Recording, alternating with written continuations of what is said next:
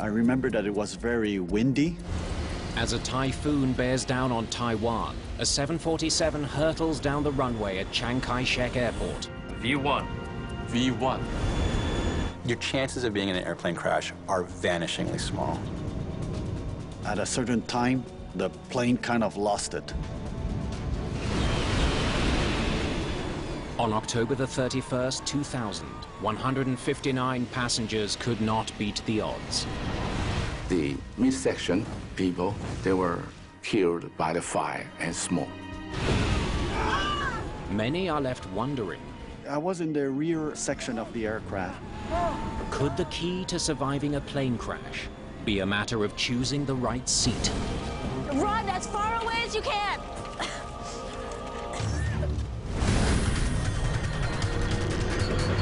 Mayday, mayday.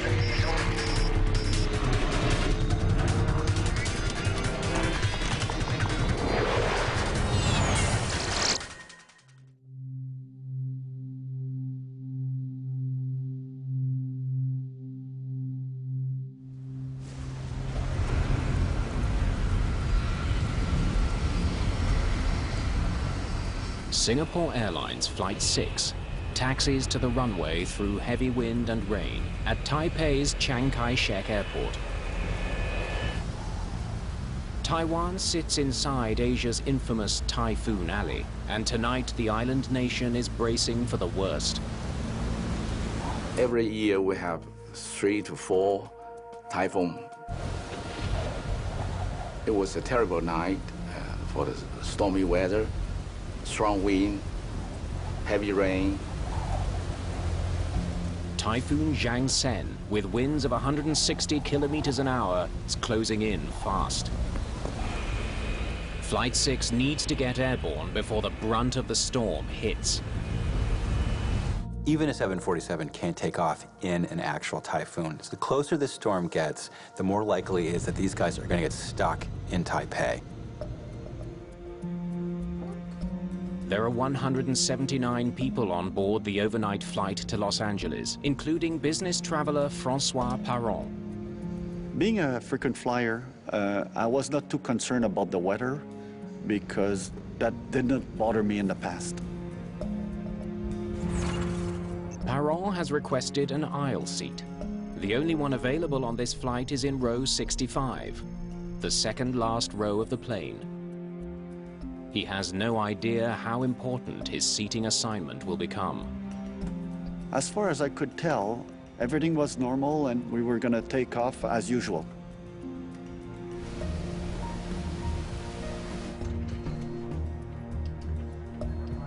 Singapore 6, for your information, surface wind 020 at 24, gust 43. Thank you, sir. Singapore 6. Let me know when it hits 30. If the crosswind hits 30 knots, the crew will have to abandon their takeoff.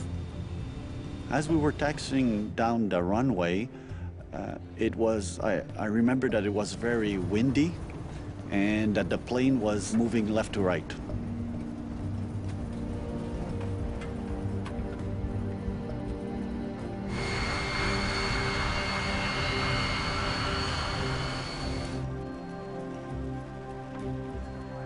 Singapore 6, you are cleared for takeoff, runway 05 left. Okay, thrust left, toga, toga. Captain Fong Chi Kong decides to proceed with the takeoff. Okay, my control. The 747 accelerates towards takeoff speed, 290 kilometers an hour. V1. V1.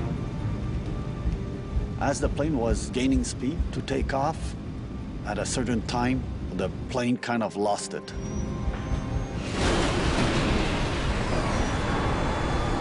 What's happening?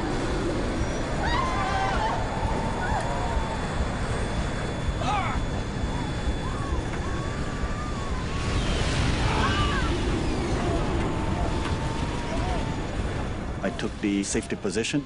Then I felt the airplane spinning around. It was like inside of a merry-go-round. I thought I was going to die. The plane's tanks are loaded with 125,000 kilograms of fuel. It ignites immediately. Then I opened my eyes and I saw a fireball coming at me.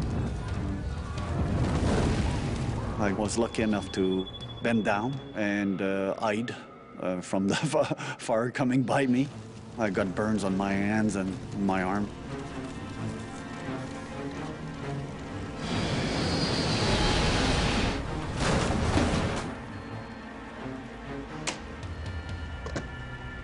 Direct emergency vehicles to runway 05 left. Singapore 6. Do you read? Singapore 6. Let's go, go, go!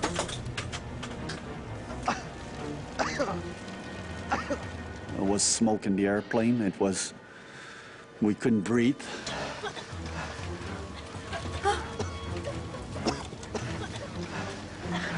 Everybody, move forward quickly. Once you're off the plane, run as far away as you can. Go, go. There was an older person before me, and he had difficulties moving. And so I was able to lift him up so that he could move his way. Run away from the plane.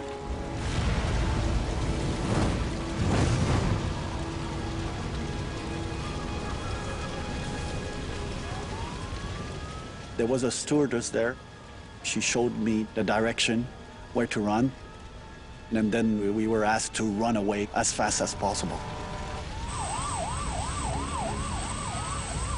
Rescuers must battle both the flames and the violent storm. It takes about 15 minutes to control the fire and 45 minutes to extinguish all of them. So it's a difficult task for the firefighters. The massive 747 has broken into pieces. Of the 179 passengers and crew, 83 are dead. Most victims were seated in the middle of the plane, where the fuel-fed fire was most severe. Unfortunately, the mid-section passengers, they were killed by the fire and smoke. The 96 survivors include all 3 pilots, some passengers in first class, and everyone in the rear section, where François Parent was seated. The tail section, they're broken apart from the midsection, and there was less fire in the tail section, and most of the people survived.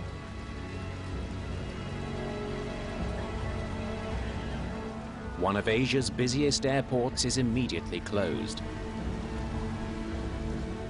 It's now up to the Aviation Safety Council of Taiwan to determine the cause of the disaster. When I went to the crash site, I can see all the wreckage spread on the runway, and most of the wreckage were already burned by the post-impact fire.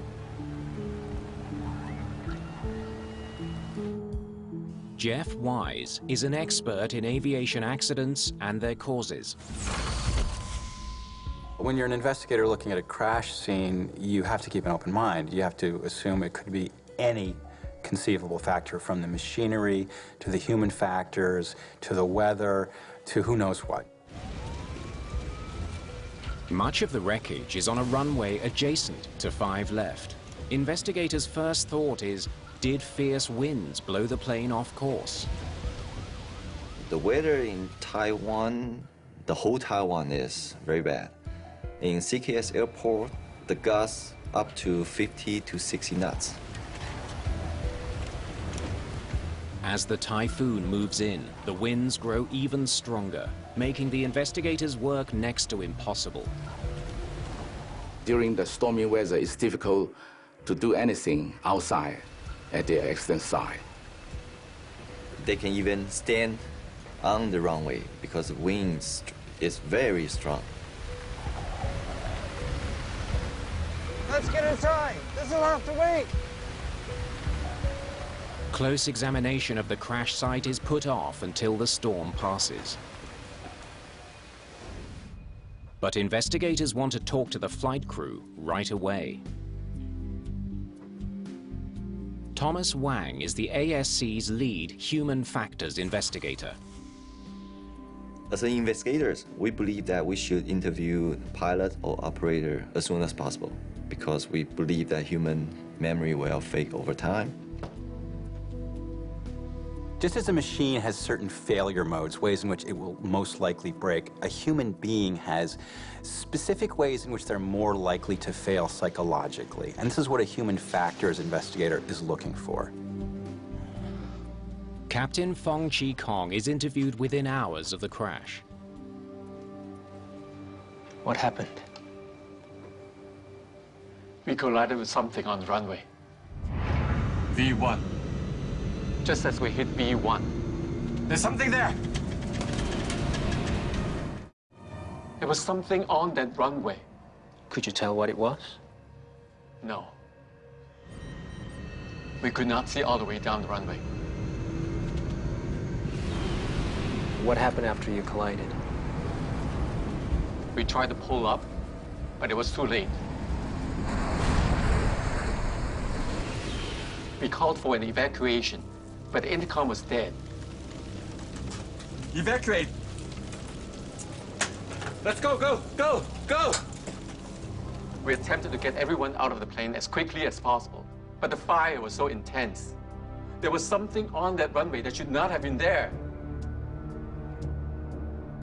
The focus of the investigation now shifts from the weather to a potential obstacle on the runway. But the search for answers will have to wait until calmer skies return to Taipei.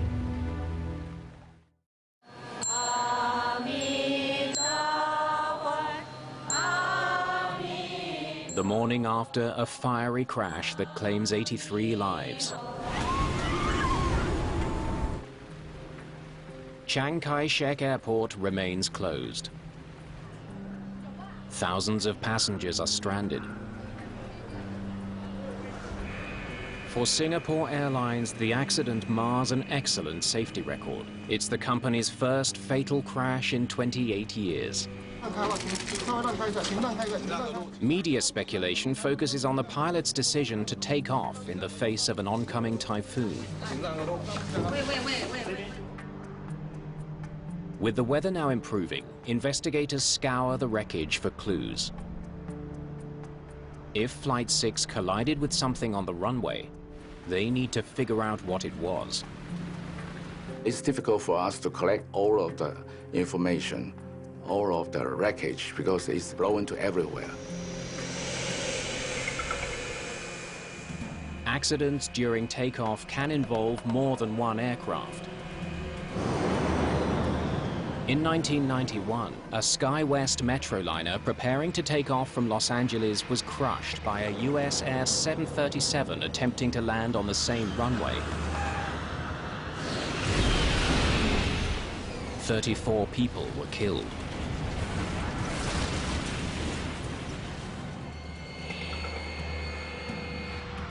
Italy's worst air disaster unfolded on a foggy morning in Milan, when an SAS MD-87 collided on takeoff with a Cessna that was crossing the runway.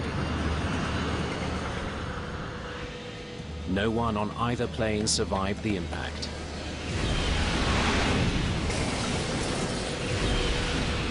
"118 people died. Any signs of another plane? And no other flights unaccounted for. But at Chiang Kai-shek Airport, this is quickly ruled out. All of the debris appears to be from just one plane, Flight 6. He didn't hit a plane. Investigators need to identify the thousands of pieces of mangled wreckage. Part of the flap assembly. Right wing. The precise location of the pieces should tell them how the 747 came apart. On closer inspection, they make an unexpected find. It looks like pieces of construction equipment are mixed in with the aircraft debris strewn across the pavement. It wouldn't be hard to imagine some large object being blown into an engine or knocking out the windshield. There's lots of things that could have happened. Chiang Kai-shek Airport has 3 runways. Runway 6 is at the airport's south end. Runway 5 left is the one Flight 6 was using. Parallel to that is runway 5 right, a runway closed for construction. Investigators consider the possibility that loose material from the construction site could be the culprit. Maybe the heavy, strong wind blow out something and hit the aircraft, and the aircraft then crash just after the takeoff. If construction material was not properly secured, it might have blown onto runway 5 left directly into the plane's path. There's something there. But investigators soon find evidence that tells a different story. Tire tracks on runway 5 right, heading straight towards the construction equipment. This runway has been closed for weeks. There should be no fresh tracks on it. We can actually see the tire mark of this aircraft starting from the takeoff point all the way to the first impact point. We can still see that gray tire mark on the runway.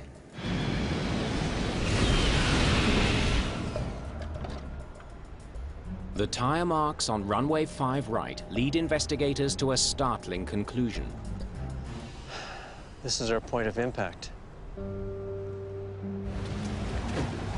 It now seems more than likely that some unimaginable error occurred, putting Flight 6 on the wrong runway.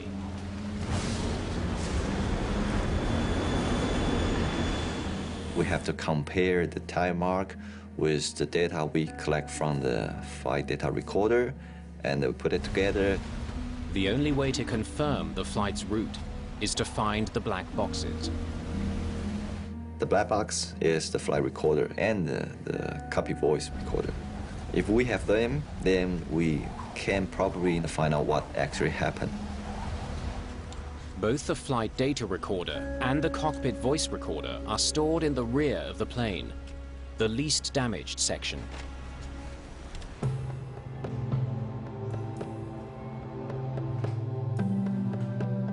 Investigators are able to study the information within a day of the crash.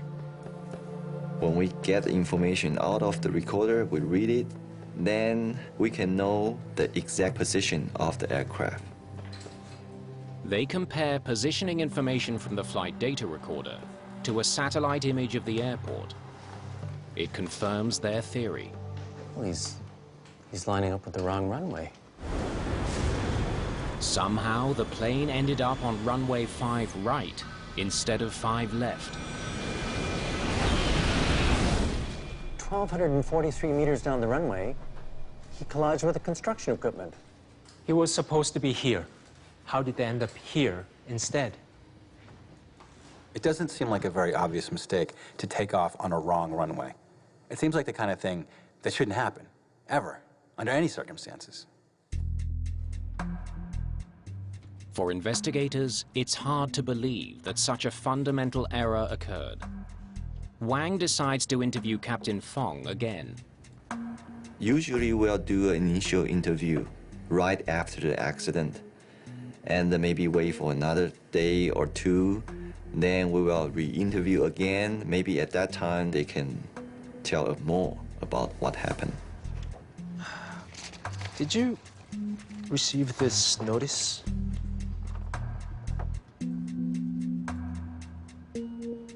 Of course I did. Everyone did. We discussed it during our briefing. Wang learns that the flight crew received written notice that runway 5 right was closed. Tell them we'll take 5 left. According to the flight data recorder, you are not on 5 left. The accident took place on 5 right. You collided with the construction equipment on 5 right. Here's the point of impact.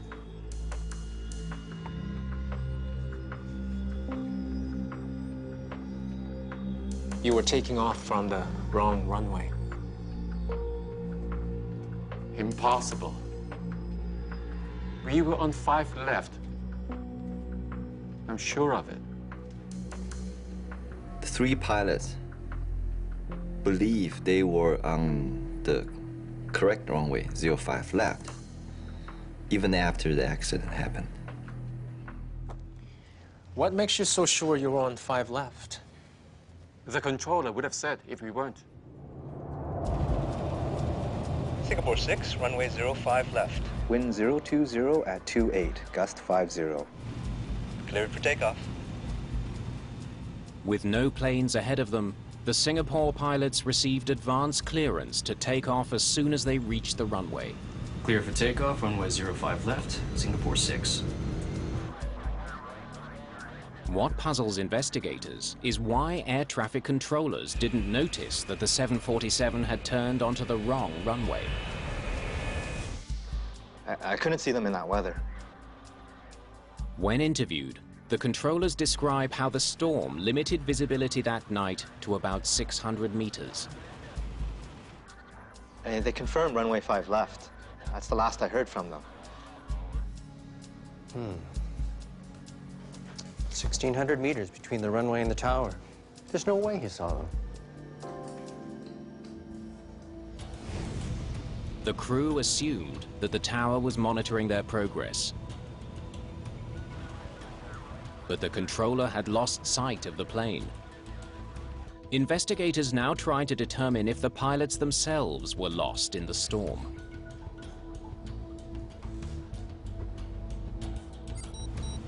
How was the visibility? Could you see where you were going the whole time? We couldn't see very far, but we could see far enough. Cyrano studied the map while I followed the taxi lights. It led us directly to the runway. Okay, green lights are here. It appears that the crew had no trouble seeing their route as they taxied. Yet Flight 6 still ended up on the wrong runway. Was this the map you were using? Yes. You didn't have any trouble reading it? I wasn't reading it. My first officer and the relief pilot were following the map. I only glanced at it when the route changed.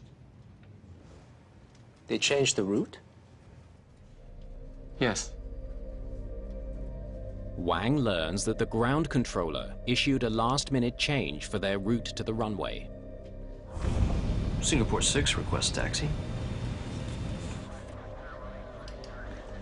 Singapore 6, taxi to runway 06 via taxiway. Correction, runway 05 left via taxiway Sierra Sierra, West Cross, and November Papa. I missed that. What was it? Sierra Sierra, West Cross, and November Papa. Pilots have to deal with last-minute changes all the time. The situation becomes complicated, it becomes hairy. Now you've got a typhoon bearing down on you, you've got time pressure. You're also having to deal with a difficult environment for taxiing. You've got crosswinds, you've got gusts. So you're under pressure.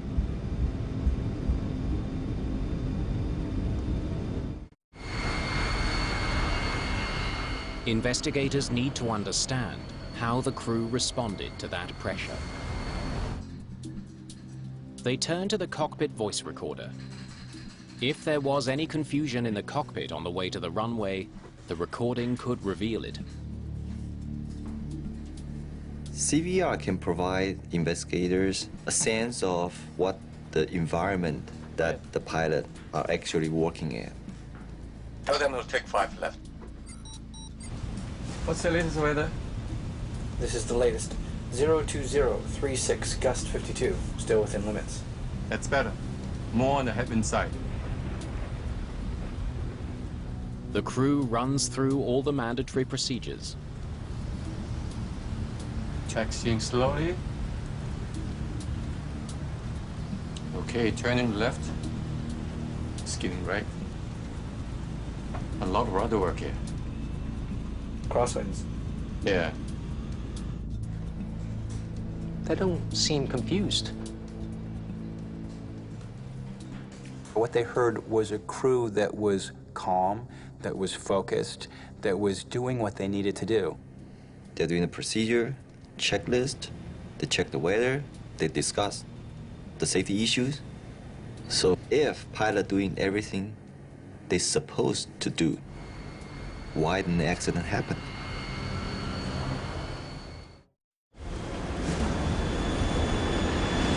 There's something there. Taiwanese investigators still can't answer why the crew of Singapore Airlines Flight 6 made the fatal error of turning onto the wrong runway. They hope the crew's last moments of conversation can provide a clue. I'm going to go very slow here. Otherwise, we'll skid. Okay, 9 knots. Normally, a 747 taxis about 25 knots. On this night, they were going 9 knots. They were doing exactly what they should have done, taking it nice and slow. When you've got really strongly gusting winds, you want to taxi slowly. You've not only got to deal with the massive surface area of the tail fin behind you, but you've got a very slick, slippery runway. Okay, wind's okay. From our view, the pilot is pretty much follow the procedure and follow what they have to do. Next one's N1. Okay, second right. Second right, that's right. The plane must now taxi 260 meters further before turning onto runway 5 left. But it doesn't.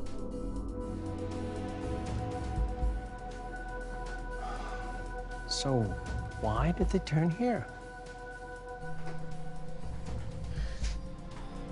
Investigators study the pilot's work records, looking for anything that could help explain their mistake. We will collect the pilot's training record at least for 3 years before the accident. Captain Fong Chi Kong started with Singapore Airlines as a cadet over 20 years ago. He'd flown out of this airport more than 10 times. First Officer Latif Serrano was a former officer in the Singapore Army. He's flown with Captain Kong several times before. Almost all his hours were on the 747. The relief pilot, Captain Ng Keng Lang, had 8 years' experience and was used to long flights. So for a commercial pilot, they're a very experienced team. Every one of them was a better than average pilot. They all had excellent records. And yet, somehow they made an unbelievable mistake. Why the 3 pilots cannot tell the difference when they take off from 05 right? Something must have led the crew to take a wrong turn. But exactly what remains a mystery.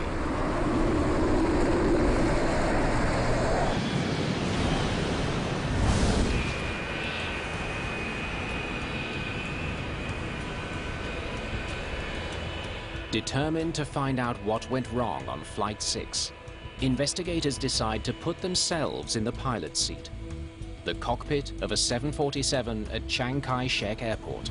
All right, let's get going. In similar weather conditions, they follow the route taken by Flight 6. We want to know what the pilot's working environment and what outside environment may affect their decision, situational awareness or their decision making during that night.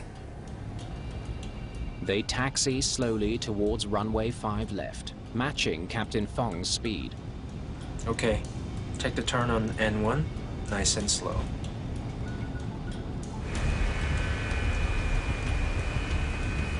The plane turns onto the final taxiway.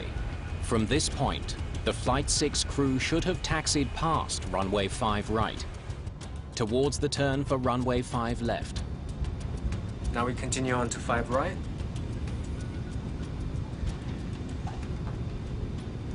How could they have missed that sign? It's huge. Signs marking 5 right are clearly visible from the cockpit. But investigators see nothing that would tell a pilot the runway is out of service. There is no indication that this runway is closed. Green lights as far as I can see. They were seeing ambiguous information. There were some signs that it was a runway. There were some signs it wasn't a runway. But because they were expecting to see a runway, that's what they saw. But inside the cockpit, there is an indication that the plane is on the wrong runway. The instrument landing system isn't locking onto a beacon that should be dead ahead. This should tell you something's not right. If the plane had been on the correct runway, the display would have been centered. Before departing, pilots program the plane's computer to lock on to a beacon at the end of their designated runway. Flight 6's navigation system would have been scanning for that signal just before takeoff. The beacon was clearly off to their left, not ahead of them. Investigators need to know how the pilots could have missed this obvious sign. They once again study the information from the FDR and compare it to the cockpit voice recorder. Okay. It's coming in fast. The longer we delay, the worse it's going to get. Agreed. The voice recording reveals that the crew wanted to get off the ground before conditions got any worse. It's a challenging environment, and the longer they wait, the more challenging it's going to get. Typhoon Jangsen is bearing down on Taipei, threatening to ground all flights at Chiang Kai-shek Airport. The crew of Flight 6 knows their 14-hour journey to Los Angeles is on the verge of being cancelled.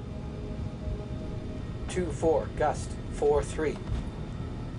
Relief pilot Ng needs to carefully calculate the crosswinds, checking to see if they've exceeded 30 knots, the point at which they will have to abort the flight. Wind direction during takeoff is critical. Pilots want to fly into a headwind to attain maximum lift. A strong crosswind can literally blow a plane off the runway. Singapore 6, runway 05 left. Wind 020 at 28, gust 50. Cleared for takeoff. Right now, the pilots are passing signs that clearly identify the runways. What happens in the next few seconds is the key to why they missed them. 020 from the left. 020. The winds consume the crew's attention. They were scrupulously looking at the tables to figure out if they had exceeded the crosswind component. They were checking it so meticulously that they weren't paying attention to something else. 28.5. It's getting close to 30, sir. Okay.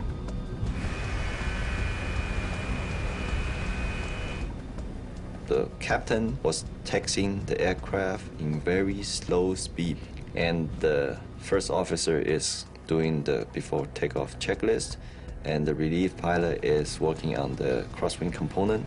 So all pilots, they are occupied by something. They do not have enough attention to actually check which runway they are taxiing onto. I'm going to go very slow here. Otherwise, we'll skid. Okay, 9 knots. The crew was so concerned with taxiing safely to the runway that they stopped paying attention to where they were headed. They believe they are making a right turn onto the correct runway. Unfortunately, that's not the correct runway. That's 05 right.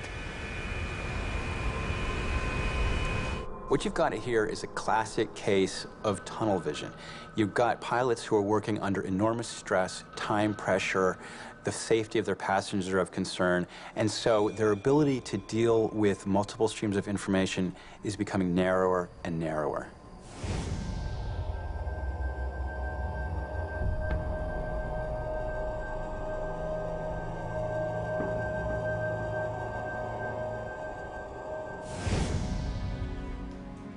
Investigators also consider the possibility that Captain Fong's extreme caution might in fact have worked against him. Okay, 9 knots. The captain intentionally taxis slowly. The captain says to the crew, keep it slow, be careful, let's really focus on what we're doing. And they do, but they focus on the wrong things. Captain Fong was taxiing at a speed of 9 knots, about 16 kilometers an hour. Because the turn took so long, Captain Fong might have thought he'd gone further than he really did. So much time had passed that he may have thought he had already reached runway 5 left. One of the real heartbreaking moments of this tragedy is that instant when they come so close to noticing that something's wrong. Just before takeoff, the crew had one last chance to avoid disaster. The first officer points out they're nowhere near the center line of the runway. Yeah, the PVD hasn't lined up. It should have been a warning to the crew that something was wrong. Never mind. We can see the runway just fine. Captain Fong ignores the warning. The big irony of this crash is that they were taking off in very dangerous circumstances, near the limit of what their plane was capable of handling. But it wasn't the weather that did them in, but rather the pressure of dealing with the storm distracted them from what turned out to be the real question: were they in the right place? Ready, sir. Left aileron into wind. The human brain is always trying to convince itself that it has a complete picture of what's going on.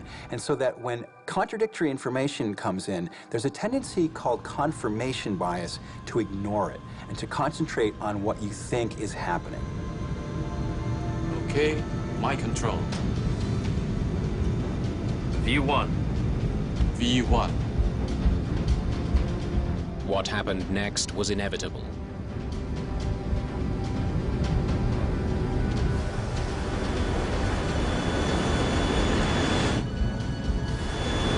There's something there. There's the point of impact. The clues were there. They ignored them.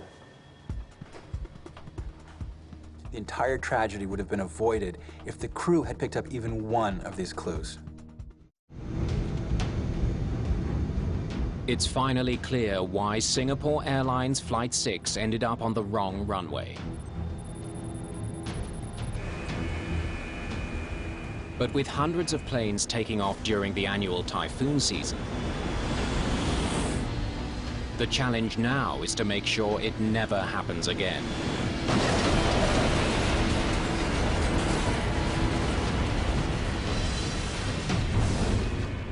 Taiwan's Aviation Safety Council recommends swift changes to pilots' procedures and training. They recommend more frequent communication between controllers and pilots who are taxiing in poor weather. Pilots must now report each of their movements to the controller as they make them. Currently turning left onto taxiway November 1. New checklists are also designed, which include a visual confirmation step, forcing pilots to confirm that they're on the correct runway before they take off. Chiang Kai-shek Airport comes under criticism for keeping an out-of-service runway lit and for failing to either barricade or clearly mark it closed. Chiang Kai-shek was not compliant with current international airport regulations. They didn't have the ground radar that would have told the tower where this plane actually was. In aviation, Fatal crashes are the most powerful catalysts for change. Following the disaster, authorities install ground radar at the airport in Taipei. It allows the tower to track a plane's position, even in bad weather.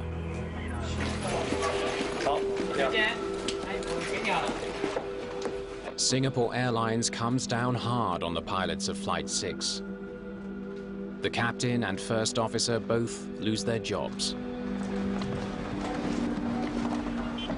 One of the lessons of this accident is that you can have an exemplary crew performing their duties with utmost care, and they still make a mistake with fatal consequences. The crash of Flight 6 also highlights another lesson. The decisions passengers make before takeoff, including where to sit, can sometimes make the difference between life and death.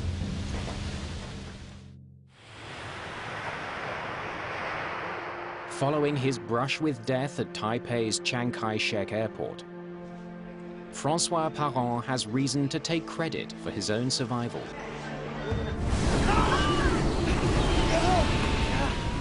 It was just basic survival instinct, and we had no time to think about what's happening.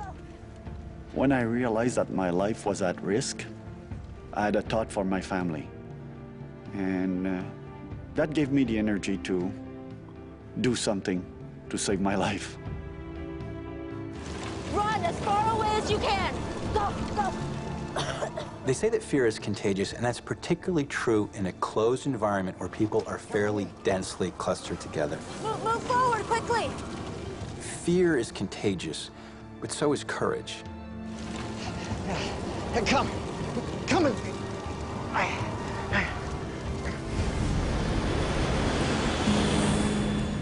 The accident in Taiwan raises the question, what can passengers do to improve their odds of surviving when disaster strikes?